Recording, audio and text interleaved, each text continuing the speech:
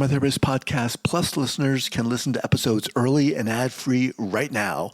Become a Plus listener by going to Apple Podcasts, searching for the Trauma Therapist Podcast, and signing up today.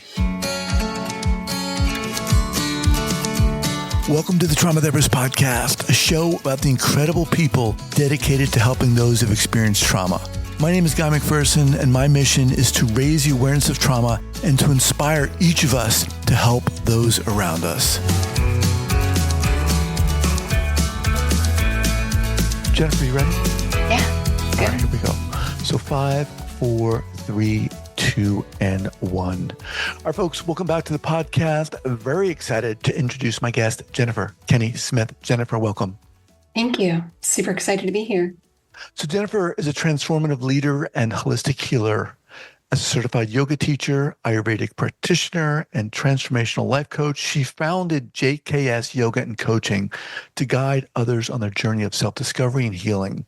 Her unique approach integrates ancient wisdom and modern strategies, earning her accolades such as the Woman in Leadership Impact Award of 2022 and Best of Ashburn, Virginia Award in 2023. Her mission is to help individuals and leaders align their lives with their core values and achieve profound personal transformation. Yes, I need that. Yes. So before we get going here, share with our listeners where you're from originally and where you are currently. Perfect. Born in Boston, Massachusetts. My family relocated to Maryland when I was 9 because of a job change for my father. Left the whole family, lost the friends, had to start all over again, which was, I didn't know until recently how hard that was on a child.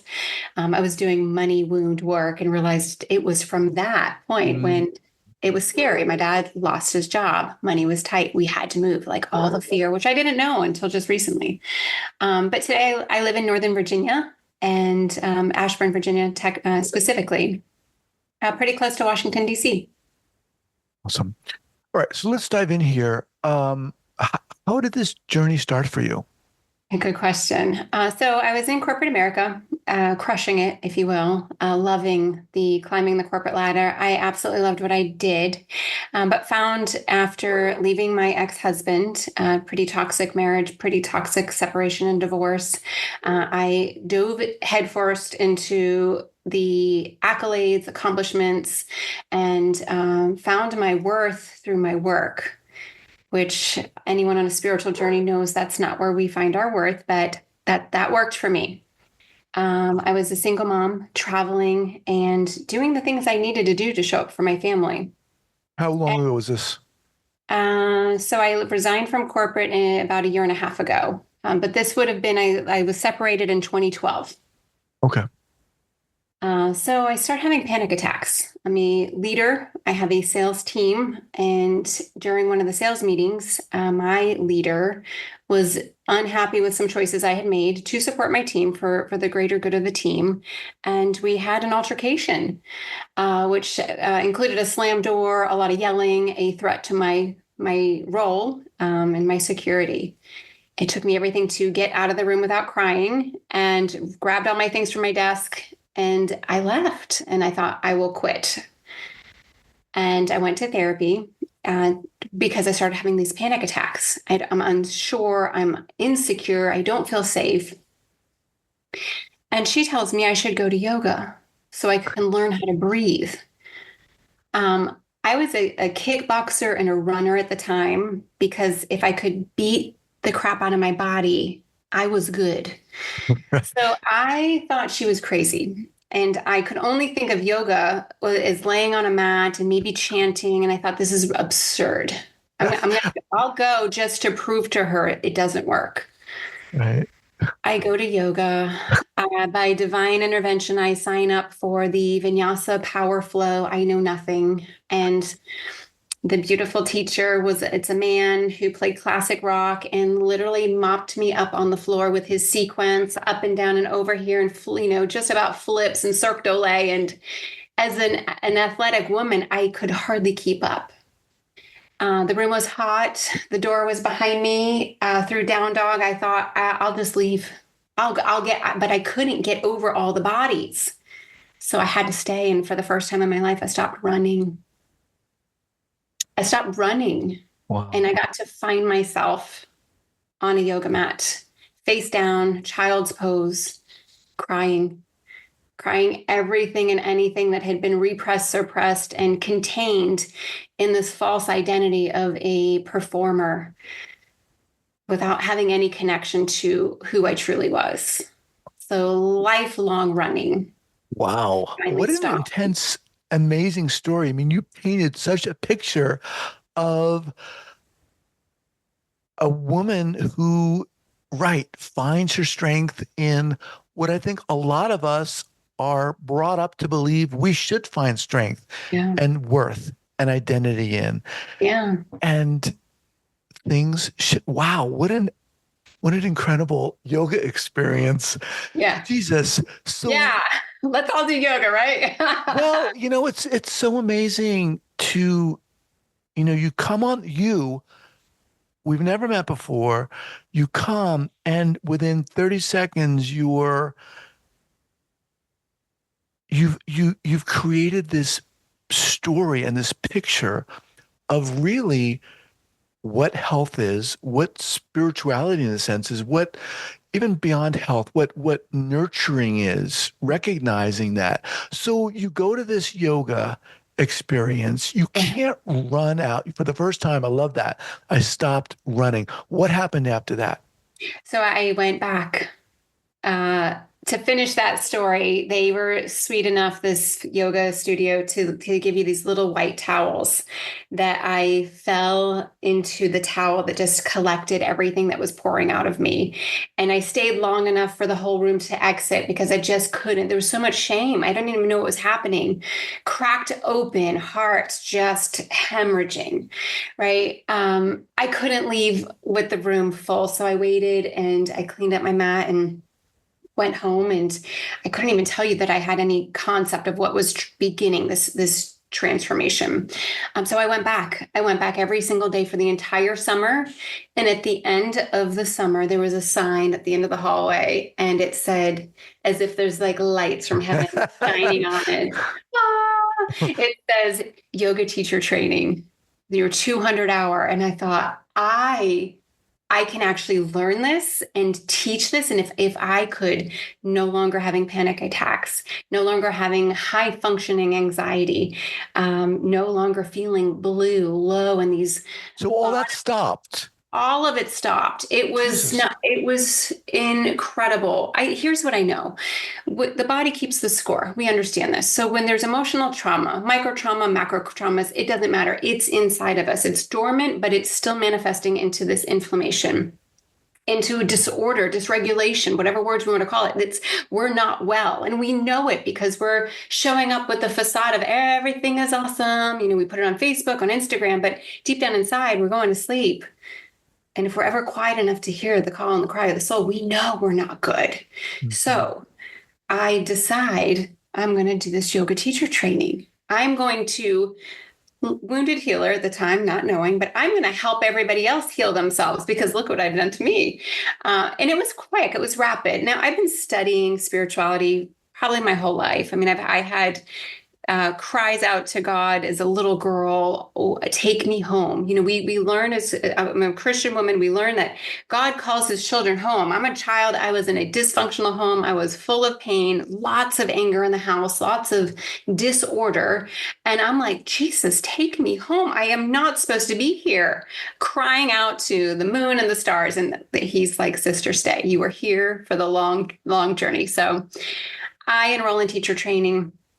I quickly moved through that. I enjoy it. I got hired right away. I Oh started my teaching God. right away. And I find a whole new place to express, expand, to teach, to connect. And one thing I decided as a teacher was on the mat. I remember moving through these rigorous flows. The harder the better for me because I could cry. I could purge, I could move, and my body felt different. I felt awake in a way that no other elixir was giving me. You don't feel like that with a bottle of wine. You really feel pretty Mhm. low at that, or there wasn't enough winning at work that made me feel this joyful. But at the end of the class, I remember pulling out of Shavasana and waiting for someone to meet my eyes to say, I see you. I got you. Like that, whatever that was beautiful. Mhm. Not the sequence, not the asanas, but the experience. And everybody was packing up and rolling up their mats, taking their water, and they're gone. They weren't connected. They weren't in a metaphysical experience with me, solo. Mhm. Mhm. And I thought, when I get to teach, when I get to that place, I will ensure I see everybody. I will witness them. I will hold the space. I will connect with them when they're walking out. And we did. And this beautiful thing happened, that they started seeing each other, that there was a communing happening before class, not just roll out the mat, get down Mhm. in the opening sequence, but hey, I see you. This incredible connection. We just want to be seen. We want to be validated. We want to be affirmed. We want to be loved. And if I could curate that in a safe, sacred space while life is happening outside of those doors, and they get to come in and shift and process and move and breathe and celebrate in joy, we're winning. The collective starts to heal. So that was how the yoga journey really started for me. That is incredible. How did, what happened to the panic attacks and the insecurity? Talk a little bit more specifically about how that kind of dissipated? Yeah, it's a great question. I had to do a reverse blueprint to figure it out so I could actually learn how to teach from that perspective. What I believe has happened, and what I believe has happened to a lot of us, is throughout life, when life presents these circumstances, these trials, these traumas, that they can feel like an abandonment or an isolation or an assault, physical and energetic, right? These great assaults to the soul. They feel like heartbreak. They feel like grief. They feel like pain and suffering. And there's a time and a place where it's happening to us. But then there's a time and a place where we're old enough to speak our voice, to speak our truth. Mhm. Don't touch me. Don't do that. I'm not okay with that, to practice boundaries. But if we haven't learned our inherent worth, and we don't know how to move into that opening rather than staying in that contraction, if we don't have that, we continue down that same pattern of woe is me, that victim mentality. Life is hard. The struggle is real. I'm not good enough. I'm not worthy. I'm not lovable. I lived there for so long. What I believe happened on that yoga mat was that continuation of opening. There, I couldn't stay in a fetal position. I was forced to open from constriction. So this ascension happening, and then you can't stay in that pain when you start to feel the joy. And the way yoga poses work is there is the twisting or the compression there, but then there's the opening. So if you Mhm. think about holding something long enough that the pain starts to come up, and the discomfort, the challenge, and they teach you to not react. Mhm. I can't cry about it. I mean, I could, but instead I become reliant on my breath. Start to embody that there is a spirit, there's a soul, there is a worth, there is love in me, inside of the body at an energetic level, that I am Mhm. more than the body. So the expansion started happening by the practice. Wow. So we start to find the inherent worth. You start to find the times where you quit on yourself, where you lacked the integrity to stand in that truth and say, no more. I can. Yes, we can. We are totally capable and competent beyond all recognition, because we are gifted with that breath of life. So I believe feeling the energy shift in the body, eradicating the pain every time I cried, every time I let go, every time I found a new win, a new peak pose, a new way to go, hell freaking yes, I am. Here we are, let's go. So the body shifts physically, the body shifts energetically, the whole self shifts emotionally, and we start to feel, maybe for the first time, a relationship with self. So, what was this abandonment of others who I think were assigned to us to hopefully care for us, and maybe they couldn't, maybe they didn't. So then we abandon self. We stop speaking up. We stop asking for help, and we stop searching for the purpose, for the meaning. And we look externally. Somebody else validate me. Somebody else, honor me. Mhm. And that's not their job. It's our job. So on that mat, swimming through all that pain, eradicating it finally, to speak into the truth of, I am here. Oh, wait, here I am. Wait, who am I? Who am I without all the pain? Spiritual ascensioning happening in real time. And I think there's a violation and an abandonment of God, of consciousness in us, because we forgot. We lost ourselves based on trauma, based on pain, based on, I can't do this anymore. It hurts too much. Completely walk away from the self more than the body. And then, oh, by the way, God wasn't there either. Or was he? Of course, God is always there. So the reclamation, and it doesn't happen so much as a spiritual identity in that quick succession. For me, first, it was the body, reclaiming who I am in the body, and then starting to make new choices. Well, I want to start to honor, to have a devotion, to have a sacred union. I no longer want to hurt myself or abandon myself or violate myself or to abuse myself. I mean, it was straight up nothing short of abuse, my life from others. And then to me, I hurt myself. I betrayed myself. I had no integrity. I was emotionally bankrupt and morally corrupt until I got on that yoga mat. Jesus. Damn. Yoga. Let me remind everyone, I'm speaking with Jennifer Kenney-Smith. All right. So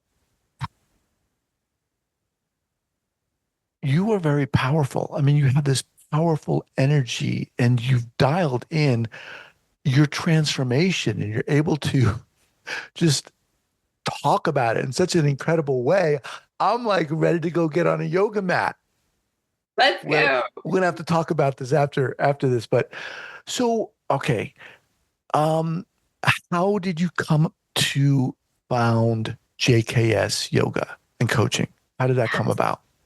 Thank you. So the journey continued, this hyper expansion. So I'm teaching yoga. I'm in absolute love. I'm still working full time in my corporate career, which I don't know if I loved it anymore, but I still was very good at it. I've still found a lot of my recognition, my standard of success still there. And the pandemic comes about and closes the doors of the yoga studio. My clients asked, could I teach yoga? And I'm like, no, I'm in the pandemic too. I don't know what's happening. I'm terrified. I'm going to the grocery store with a mask and goggles and gloves too. I don't know what to do. So they pushed me enough that I taught on Zoom. Awkward, awful. I didn't know how my body would look on camera. And I worked through it because people kept showing up. I taught 90 classes on Zoom for free just to get us through the first 90 days. And there was an outpouring of connection. Then I thought, this is June, could I find space outdoors to bring us back together? And we have a bunch of wineries in Northern Virginia. So I started teaching pop-up yoga at wineries, which was phenomenal. Open space. And they didn't, 6 feet was still the rule. But we weren't capped on numbers. So I think we had 50 something people show up to their first outdoor yoga event and they were buzzing. So we need to be together. Community. We have got to show up to be together. I think isolation is it's a terrible place to live and be. And I think that if we can find a way this is why the yoga community is super special. Meditation, yoga, just go out. Don't do it alone. I'm on Zoom yoga is okay, but can you reach out and find a community to do it in person? So I'm teaching yoga online. I'm still working. And because of the work, I worked for a company that was going public. We had a ton of expectation. There was a lot of pressure. There was a lot of hiring. There was a lot of firing. It was very fast. It was a lot of hours, 14, 16 hours sitting in this room on this Zoom. And my body started to feel pretty awful. I'm saying things to myself like I'm freaking exhausted. I feel inflamed. I remember putting in my notes in my phone, I don't feel like I'm in my own body. It was puffy. And I don't know if I really gained any weight. It was just sitting, not moving enough. So I started researching for guides, teachers to heal inflammation. That was the word that kept coming up for me. The sister of yoga, the medicinal side of yoga is Ayurveda. It's called, from Sanskrit, the translation is life knowledge, the knowledge of life. And the belief is from 5,000 years of wisdom, if we can prevent disease we can truly thrive. Also, the circadian rhythm. How can we honor the earth with our bodies, with our spirit, with the physical, emotional, and spiritual parts of us? How can we get in attunement and alignment with all that's around us and use it as resources and resourcefulness? So I start studying Ayurveda and do my first Ayurvedic detox, and I lose 17 pounds of inflammation. And yes, I tell you what, I am transforming physically, also spiritually and emotionally, because I'm now in a deep honoring of this devotion. The physical yoga and the spiritual yoga I felt incredible, but this is now like a tuning up, Mm. this ascension. And what we get is the gift of when we remove the toxins from the body, we get full prana. Prana gets to move to and through us in all parts of our body. So we have a higher frequency. We are really unlimited in the energy source of no more exhaustion, no more feeling bad. I found I'm in down dog teaching. I step to the front and I rise up to high crescent. And I just about go through my wall because it's this lightness. So what feels of the gross body, the physical body, it feels heavy. There's muscle, there's bones, there's ligaments, there's plasma, there's all the stuff. But when you move into lightness, light as in structure, but also energetic lightness, you move different. So I begin the healing process physically and energetically through the study of Ayurveda. End up studying with this beautiful woman for 2 years to really learn how to tune it up, heal it up. And we combined yoga and Ayurveda to be in a mastermind, how to deeply heal from the inside, how to eradicate those old wounds, that trauma, when we start to realize I can heal because I'm worthy of it, and calling on the ascension of we are worthy of this life, to be joyful, to be expansive. It doesn't have to be pain and suffering. Sure, things will happen and things can be tough, but it's not a life sentence. So merge those together and created this incredible coaching program. And one other piece to that, same season of that pandemic, I started studying under Tony Robbins for life coaching, changing the patterns of the brain, changing how stories have been encoded on us, whether from culture or the patriarch or religion or family. I come from a deep line of alcoholics, the entire bloodline on both sides. I stopped drinking this past year and a half now, I think. Yeah, a year and maybe 8 months. I just can't be a part of numbing out to not feel, because now I know if I move through it, I move through it. So learning from Tony that their stories are not just what happened to us, but the meaning we put to it, the way we let it define us, and to start moving away from the caged life. There's so many times we have the thing that happened, and then we feel a certain way about what happened, and we don't know that the door is freaking open, and we literally have the key in our pocket, but we're like, it's almost easier to stay in that easeful, although sounds like it's pretty shitty, but it's easier than doing the work, because we're like, well, if I open the cage, then I got to go do the things. Right. Do the things. It's not hard. It's just making that next step. And it can be a Kaizen, it can be small incremental changes, or it can be huge quantum leaps. But there's nothing worse than staying in suffering when you know on the other side is joy, is health, is wellness, is connection, is love, contribution, and the collective being together. So merge all that together, shake it up. That's my coaching. That's what I do. So you do this looking at your website, which is jksyoga.com. You have masterclass, you have a coaching, you do this in retreats. Do you just work with women? No, Okay. I was called this year. I'd been working with women, and I love working with women because I see myself in so many Sure. of them. But this year, this past March, I was at an event and I had this calling and kind of pulling of put up a post. And I put up a post on LinkedIn, which was my background in my corporate career. And that's mostly men I worked with. It was 20% women in that industry I came from. And I hadn't posted the yoga. I thought, so female, my following, so many women. And so I thought, what am I going to put on there that men will relate to? And I just put up a post of why I left corporate and why there was a lot of stuff happening that led up to that. And I was building this on the side too. I just totally felt called. It feels very much in alignment to my purpose and my assignment, my ordained assignment by God. Here is what I'm here to do. And I put up a post and I got more comments and more DMs from executive men, CEOs, founders. Wow. This was on Instagram or Facebook? It was on LinkedIn. Okay. Asking to do a discovery call. And it was pretty much the synopsis, which came up with my latest tagline. I help people end their midlife crisis and jumpstart their midlife awakening. And they were like, I think I might be in a midlife crisis. And what you're doing sounds like I'd rather do that awakening than this crisis.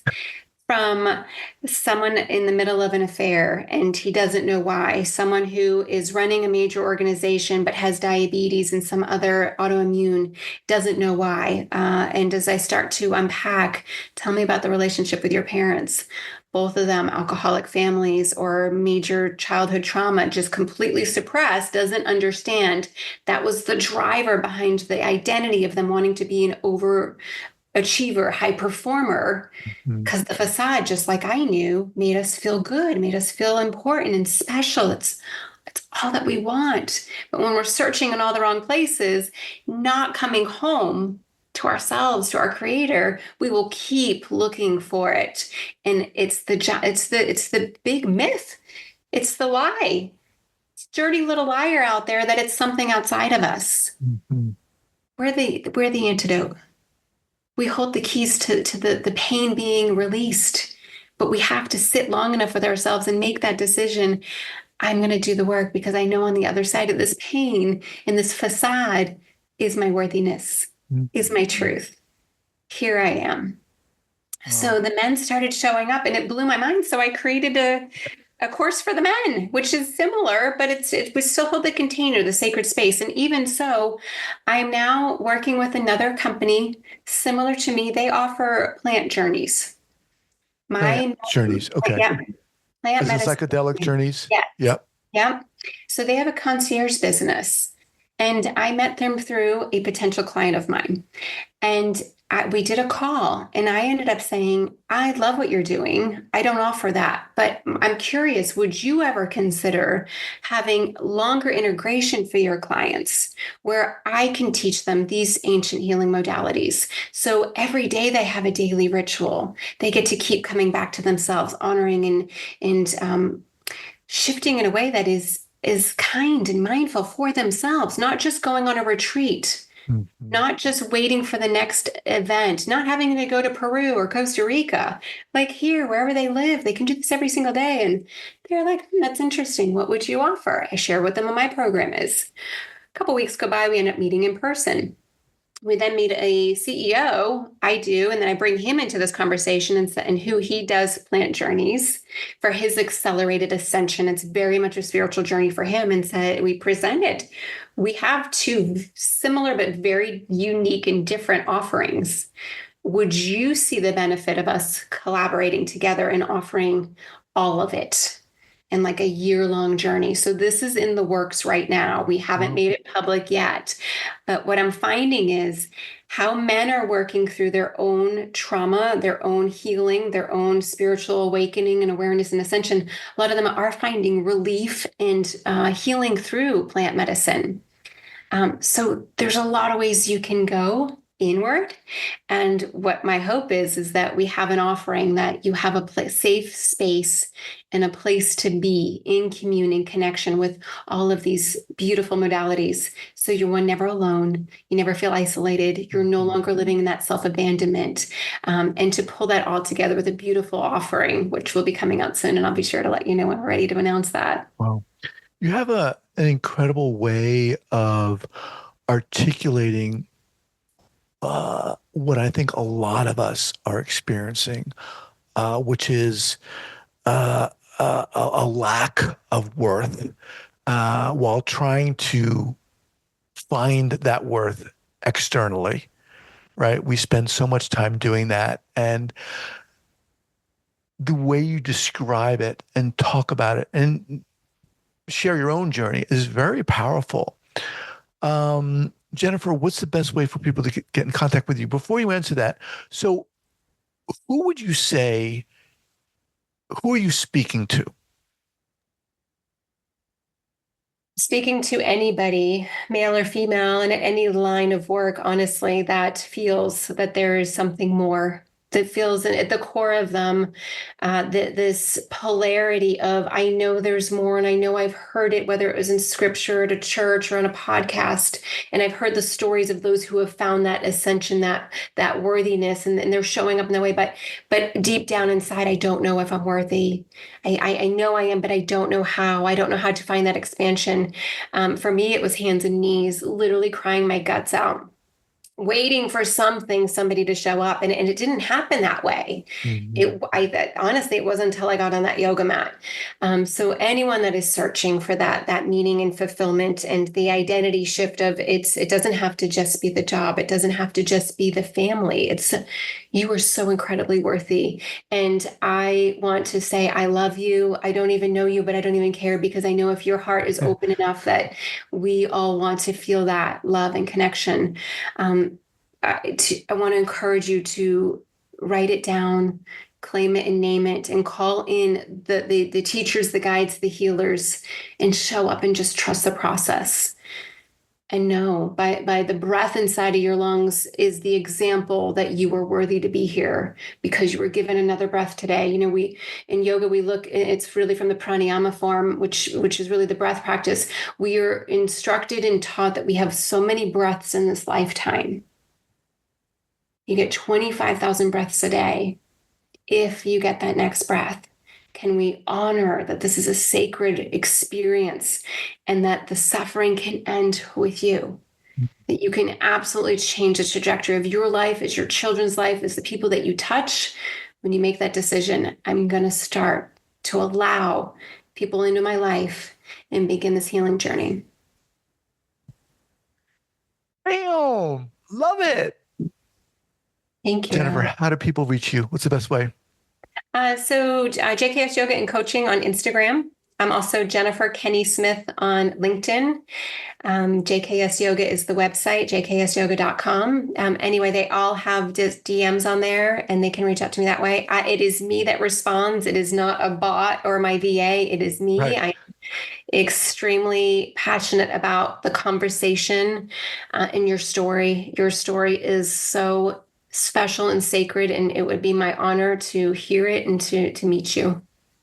Awesome. And we'll have this linked up at the show notes page at the traumatherapistpodcast.com. Jennifer, come on. You are so friggin' inspiring. I love it. I'm glad I met you. Love to have you back at a later time, and love the work you're doing. Thank you for being here. Thank you so much for holding the space, for doing your work. I'd love to witness you, and thank you for bringing teachers on here so we can all learn from the work that you're offering. Thank you. Thank you. All right. Take care. Mm-hmm.